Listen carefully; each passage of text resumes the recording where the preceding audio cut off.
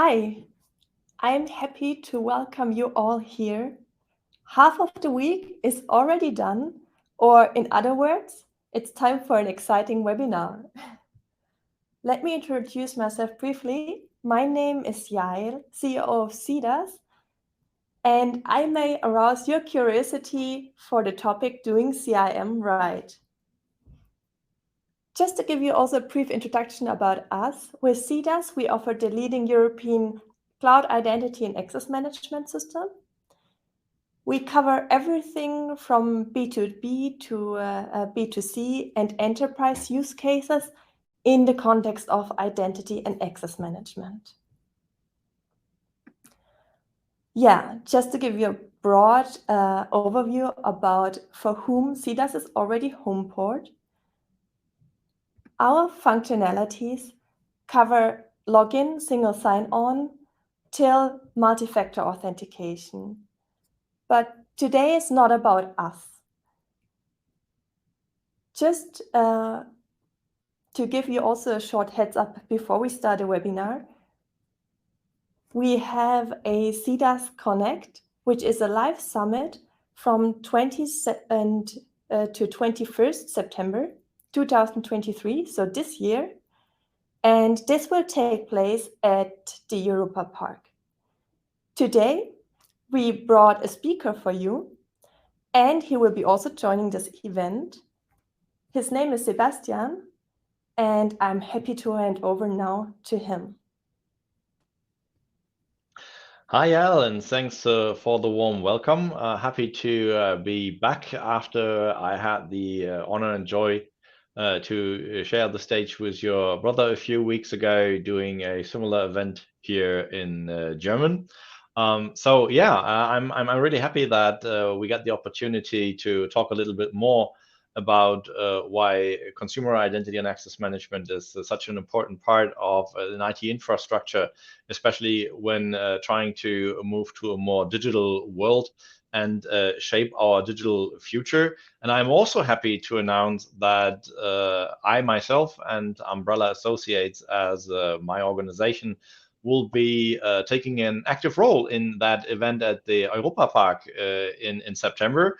So I'm really looking forward to continue the discussions that we start today and move them to the real face-to-face stage that we have there, and also enjoy a few fun rides at the Europa Park attractions later on. But I guess it's time to kick off with our real presentation here. So I'll just share my screen with you guys. I think we're all done.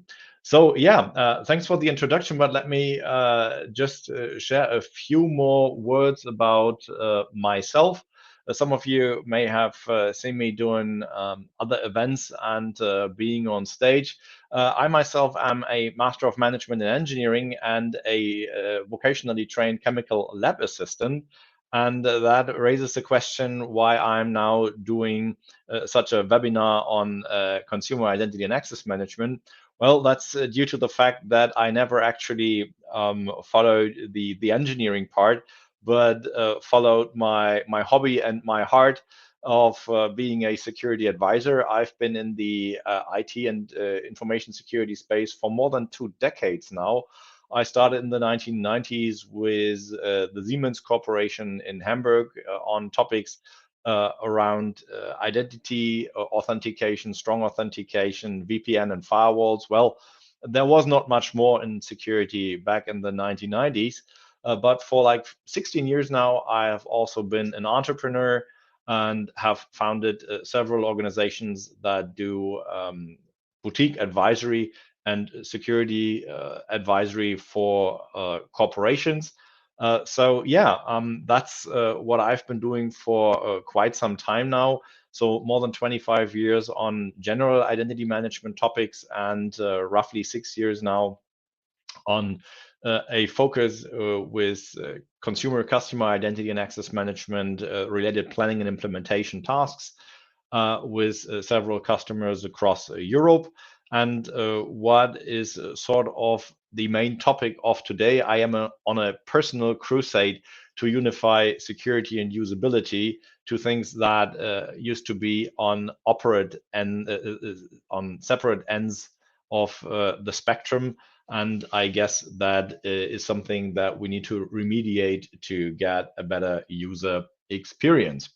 So yeah, what we did in most recent years, we've supported many organizations on their journey to a more digital to a more digital enterprise, and on their journey to digital transformation, which usually also includes doing multi-channel sales and trying to leverage inbound online marketing. And all of you who've done sales or heard some lecture about economics, they all knew it's about AIDA: attract, interest, desire, and action. And that is something that is close to my heart when we're talking about multi-channel sales and CIAM too, because in the end, it's about attracting anonymous users across the diverse electronic channels that you have at your disposal today. Raise interest of those yet unknown users for your digital services, your products, by the means of providing high value content to them, and in the end, creating a desire to learn more about your organization, your services, your products, which then should hopefully lead to the action that those anonymous users actually register themselves with your website, with your service, with your app, and start to become paying and especially loyal customers. Unfortunately, some of the user experience that we have to suffer through with some of these offerings is, let's say, subpar. And I personally really swift with dropping something and not moving forward and actually moving on to another site or another service provider if they ask for too much information in the first place before I even get any benefit from them. This is usually due to the point or the demand that there are different stakeholders inside your organization that may have requirements that are contradictive, to say the least. So yeah, maybe marketing and sales, they definitely want to have many new users, many new subscribers. They want to have lots of aggregated info about those users. They want that information to be up to date. They want to have interaction with them, while the data protection officers shy away from that and ask you to keep a low profile of those users. Do not gather too much information. Can't we keep those users anonymous or pseudonymous? So not aggregating too much information. You all know the drill. It's GDPR in Germany. We have DSGVO, and they all say we need to be privacy friendly. We need to have a minimum of information. And then from the far right side, the guys from IT security chime in and say, yeah, but if you have new user contacts, we need to have complex passwords. We need to protect that information. We need to do encryption all the way. While I stand there and say, you won't do any business if you are sort of over flooding your prospects with such demands. You need to have an easy and swift registration process. You want to possibly move into areas where you can provide access, secure access to your services without asking for a password, going passwordless. I personally am a big fan of those nice little security tokens here, these hardware keys. I love to leverage them, and I am really not a big fan of those ultra complex passwords. Let me just share a very bad story, a real nuisance that I had to suffer through this week. Well, we are service providers. We have to register as partners with many organizations to actually be able to work on their systems. And one of those just had to happen this Monday. I first had to register with a partner account, and I don't know why, but they actually asked me to set another password, despite the fact that I actually used a federated account. And that password actually had to be 12 digits long. It had to be really, really complex with capital letters, with numbers, and with special characters in them. But I wasn't done after that. I got the confirmation that this account was now created, and I was forwarded to another site where they would actually provide me with access to typical collaboration tools like Jira and Confluence. But fun fact, I had to re-register with another account with a completely different username, and they even asked me for a 16-digit password with the same complexity requirements, and then had me run through the enrollment of a multi-factor authentication service, which thank God, was something that FIDO 2 compliant was enabled, and I could use one of my existing authenticator apps. But I really don't get why you have to have your partners, your customers, suffer through 16-digit passwords when you make two-factor authentication mandatory. But that's the story for one of the next slides. So yeah, having these requirements that might be contradictory leads us into a situation where we probably take a look at the situation like that guy standing at a cliff and knowing that if he moves any further, he'd probably fall down and break his neck, but probably won't do any business. So we are sort of in a deadlock situation here, and we really need to balance how we can get those requirements that are contradictory under one hood and make everybody happy. But let's first revisit what the different stakeholders might want to take from that pie. Sales and marketing definitely is on a streak to get as many freshly registered individuals as possible. Usually, they also want to have as much personal information about their users as possible, just to gain an insight to their behavior, to their preferences, and everything. Unfortunately, that also leads to a situation where the profile questions during sign up tend to be quite long. And there are studies about the usability of that showing that such very lengthy registration forms lead to a disconnect rate that is quite high. And we will learn that having really, really short registration forms actually leads to much higher conversion rates.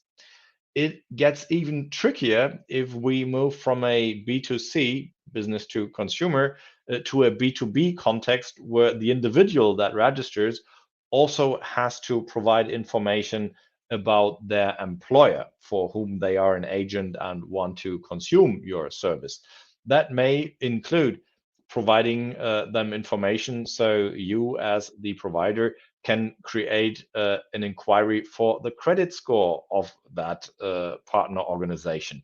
You may even ask, hey, are you an existing customer? Please look up your customer ID, your corporate customer ID, else I cannot assign you to the real account.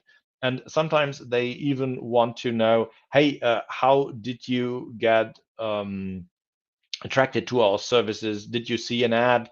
Did you get lured in by one of our social media campaigns or whatever?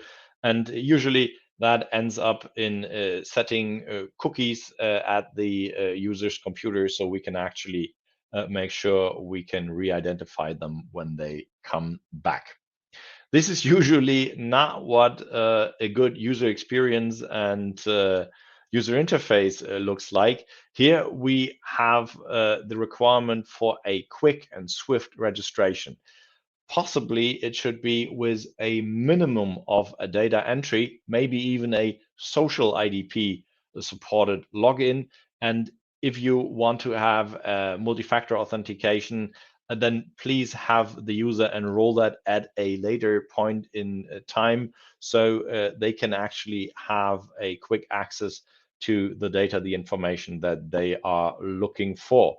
This especially holds true in those registration scenarios where you need to have a double opt-in. So you register with your email address, you get that email to your email account, and then you have to confirm that you actually received that email and that you are indeed the holder of that email address. Only then you get access to the resources that you are requesting.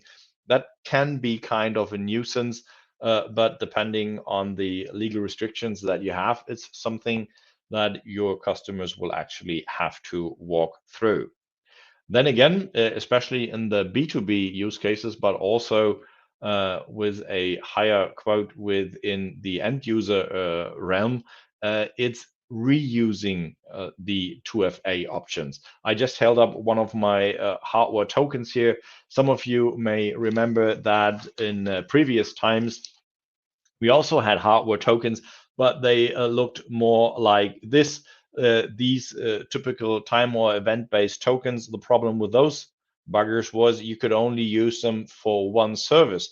Once you registered them, well, you would need to get another one to register for a second service.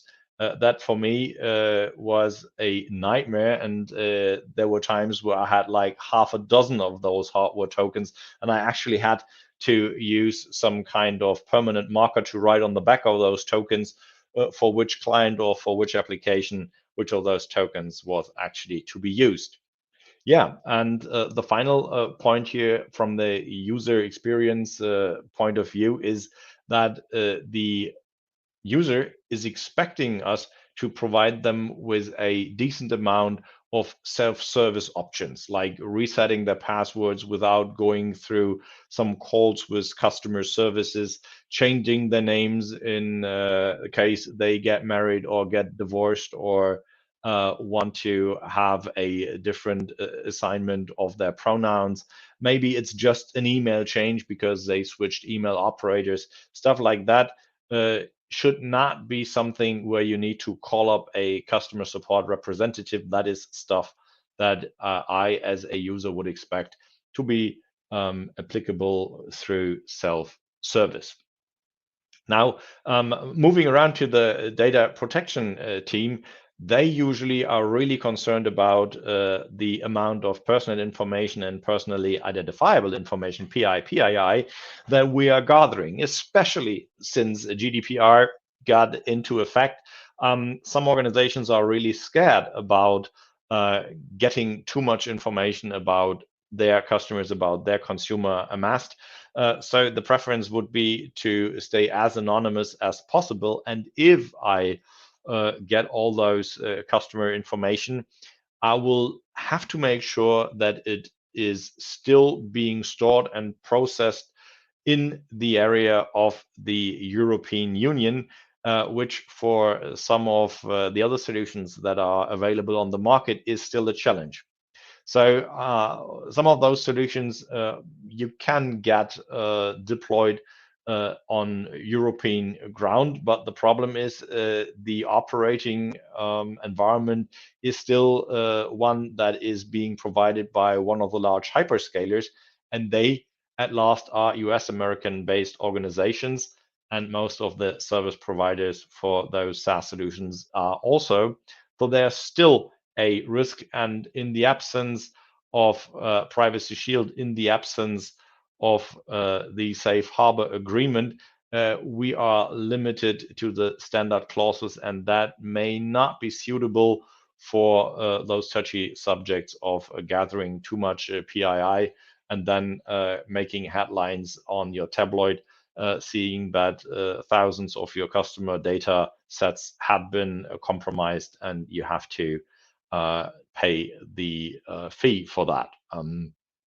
So yeah, it's all about making sure that you do not have too much information, too much personal information about the users, and making sure that it's stored inside the EU, processed in the EU if possible. and positively, there's no sharing of this information with third parties without consent of the users. Well, and in the end, something that is usually close to my heart too, it's IT security. They used to request us to use long and complex passwords, but fortunately, the NIST has actually turned their head and actually said, no, no, we've been wrong. It's totally okay to go with a shorter password. They even now say that it's okay to never have the password expire if you have some sort of mandatory multi-factor authentication enabled. I personally am a strong supporter of going passwordless right away, especially if you are in B2B environments, or if you have the ability to use FIDO2 compliant authentication schemes.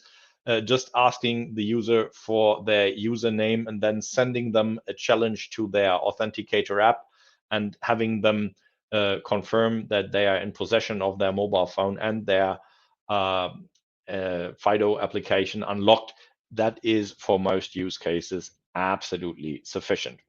What we do have to take care of is making sure that the encryption of all the data, both at rest and in use, is really there, and that we're not compromising that information to operators or administrators anywhere, and also making sure that the information that one client or customer uploads is kept separate from those of the other users.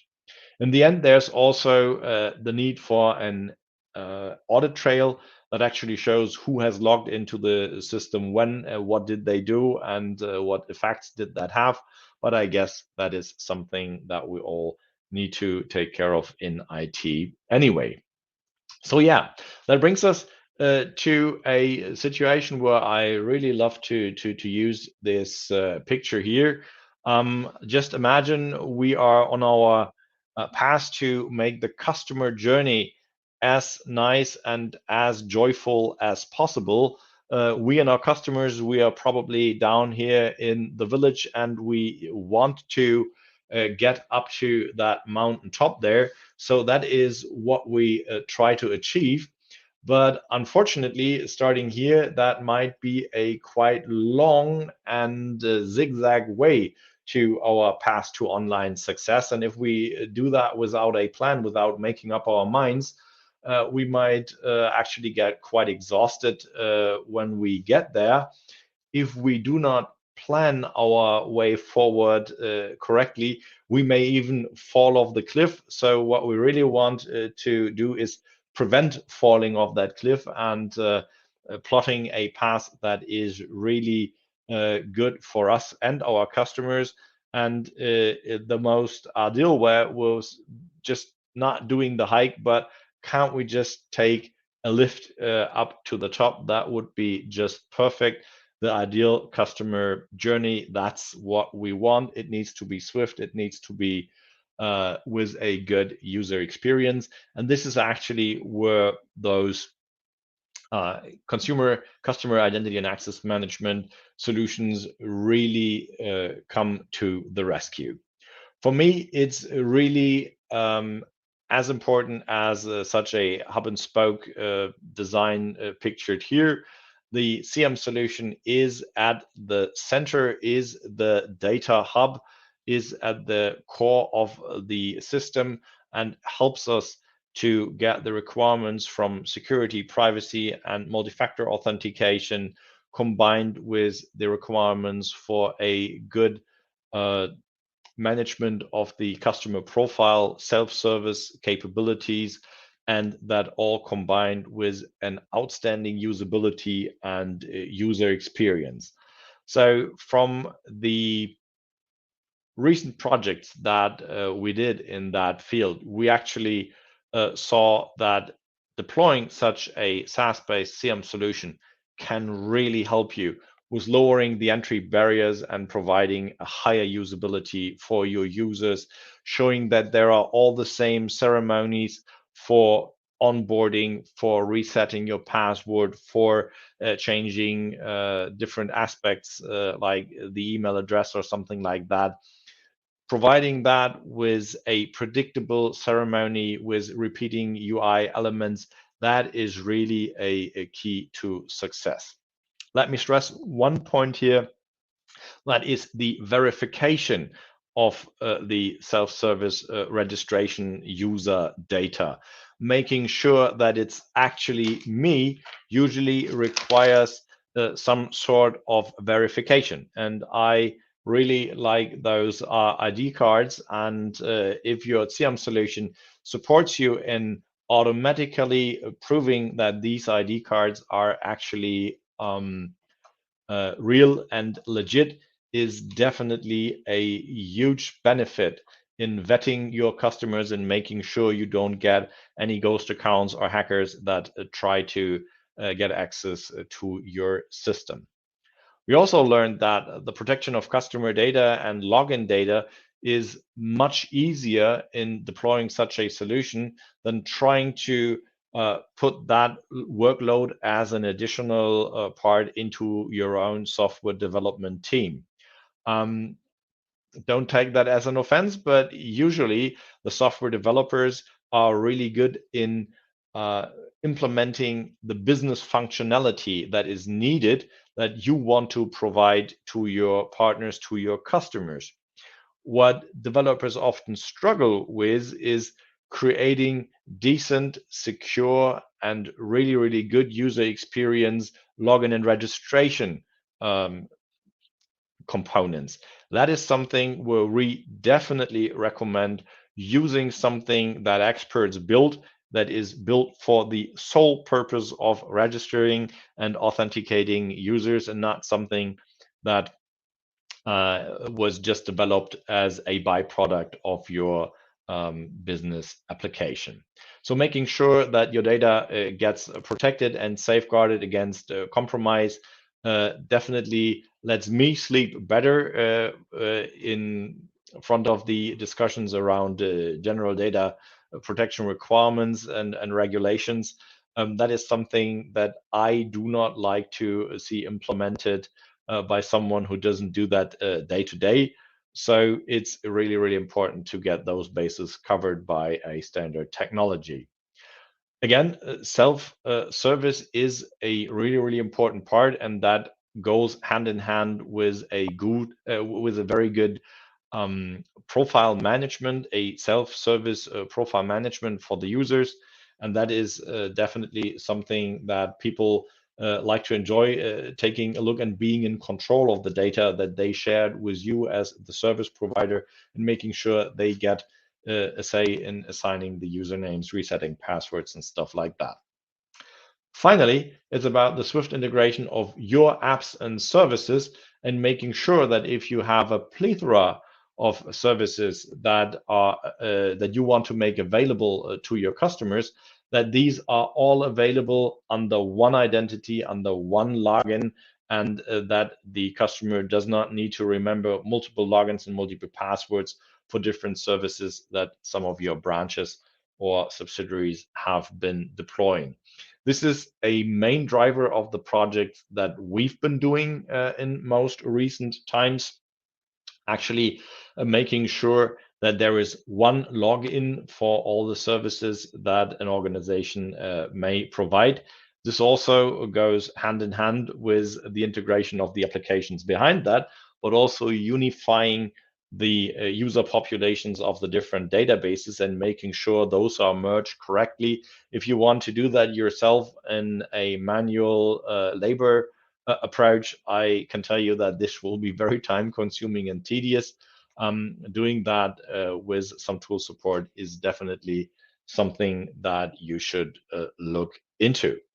But now let's take a look at what this actually looks like when you do it with a professional solution.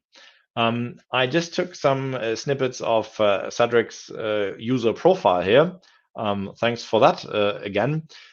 This really, really clean UI shows a very, very good user experience. It's the basic info that you would want to see. It's the basic names, the date of birth, the email addresses, the contact numbers, and then clearly mark the different areas where there are more details to be found.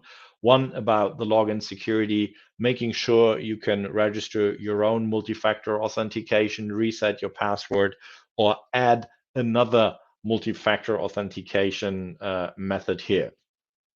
Let me show you another quick story, what I had to suffer through last week. I was supposed to do one of those lectures on security in the cloud, and one part of my lecture was actually doing a demo with my AWS account. So I tried to log in to that account, and unfortunately, my super duper secure hardware security keys didn't work. And I was really, really hard pressed to get into my demo account. And I was really happy that I had additional factors enrolled, namely my good old Microsoft Authenticator app. And I was able to regain access to my account with that secondary multi-factor authentication option that I had enrolled.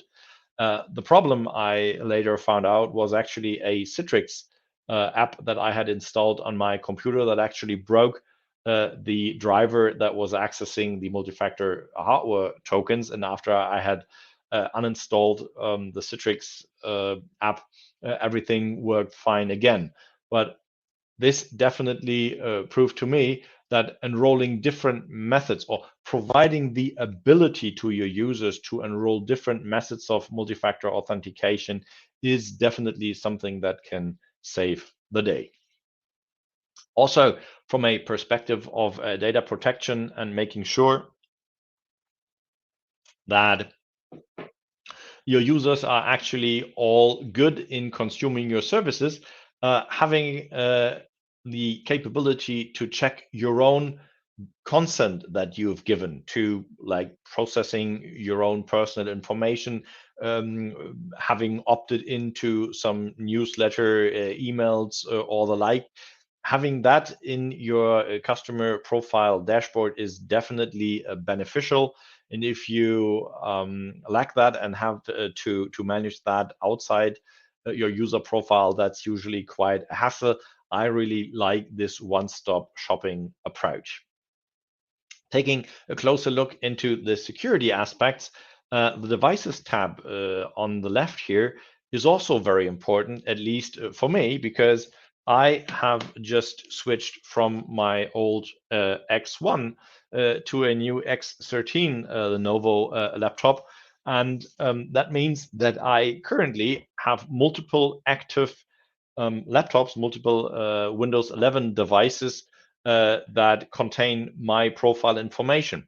Once I have managed to get all of the data backed up from my old laptop, I will make sure that these devices are actually unregistered and will no longer work in accessing these solutions, because it's an additional layer of security, making sure that only my actual Android phone and my actual laptop are those devices that I want to have access to those services.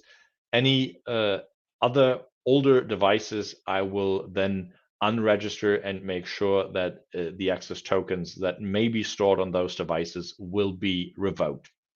This is also of importance when you consider that attribute-based access control and context-based access control are of more and more importance. So if you have users that usually log into your systems on weekdays between 8 a.m. and 6 p.m., and you suddenly have logins that come from, let's say, foreign nation states at Sunday morning, 3 a.m., you probably would raise a digital eyebrow and say, that's odd. It's interesting that username and password are correct, but I'd rather prompt that user for another challenge to their multi-factor authentication because something's odd. Something doesn't smell right here. And the last thing that I want to point out is that roles tab, which is also very important if you're moving into the B2B business and you may want to delegate some of the administration to your customers. Let's say you are in a retail scenario and you are the large scale provider to your customers, and they are retailers themselves. So they might want to have a special role that is a local admin that can manage the users of your customer, while the other people are just normal users. That is something that can be beneficial to manage in that role tab. There's even more to that. So let's take a closer look into that consent. Consent may change because legislation may change, because your services and their components may change, and you might need to ask your users for a refreshed consent to new general terms and conditions or something like that. So keeping track of who has given consent to which version of your terms and conditions, or who has opted in to which kind of emailing might be a very important piece of information, and actually providing your customers with that same view onto that data is definitely beneficial, especially if you combine that with geolocation information, like we can see here on the right hand side. We see that Sadrick actually has used those services from all across Europe, and also once from a location in the US. That is definitely worthwhile taking into account with those information.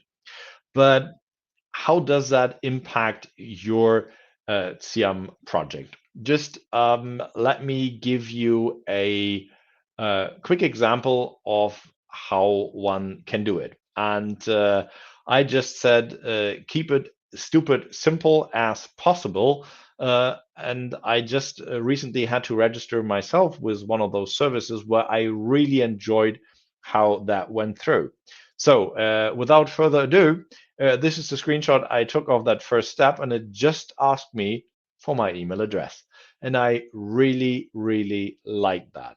Okay, you want to sign up. Good. The first thing we need is contact information, email address, continue.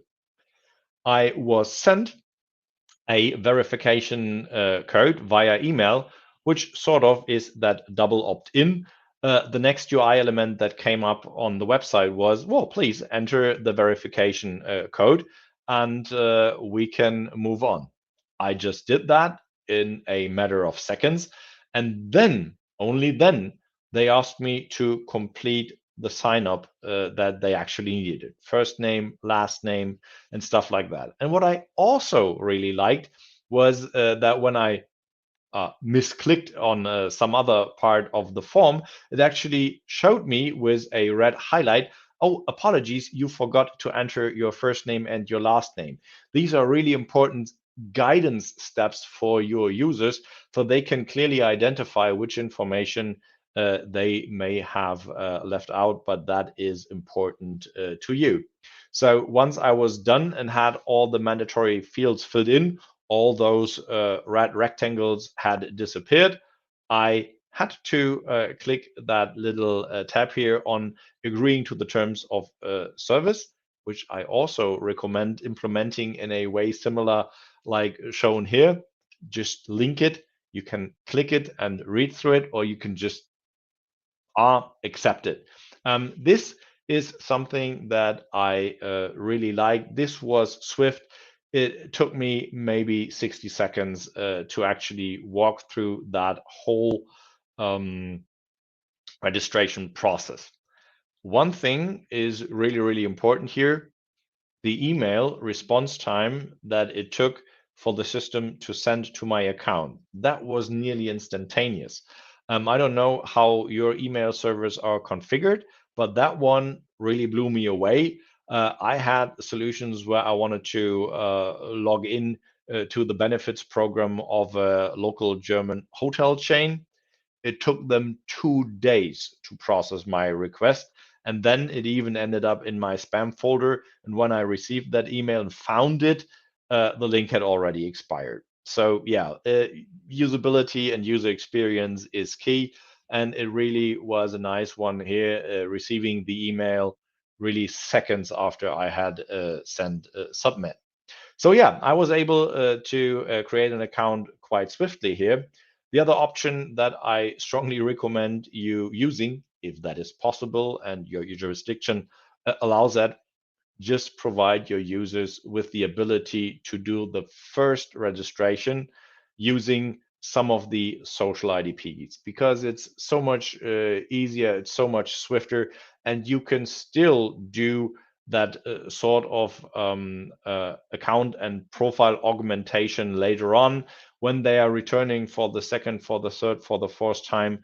Ask them for more information to enrich their profile and share more information. It's some sort of quid pro quo approach where you give them a little after they registered, they get some benefit, and after a few of those nice little nuggets, they definitely will be more willing to share more information about them.